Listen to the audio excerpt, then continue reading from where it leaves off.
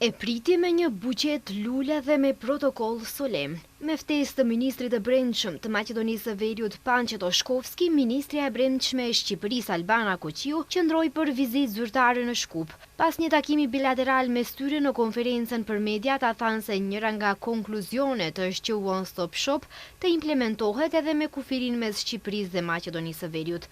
Sipas Oshkovskit, synojnë që këtë ta bëjnë para nisjes së sezonit veror.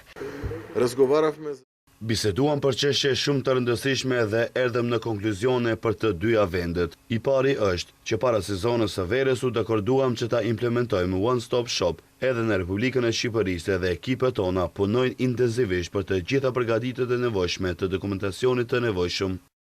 Ministrja shqiptare theksoi se bashkëpunimi mes dy vendeve dhe qeverive është shumë i mirë.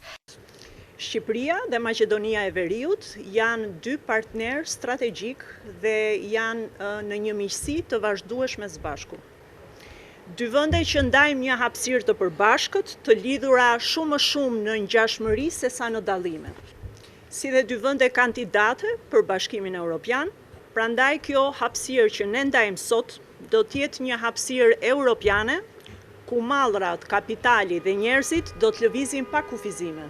Përveç One Stop Shop, ata njoftuan se kanë diskutuar edhe për zhvillimin edhe më shumë të qendrës për bashkëpunim ndërkufitar, si dhe shtimin e orarit të punës në pikën kufitare Gjepisht-Trebisht.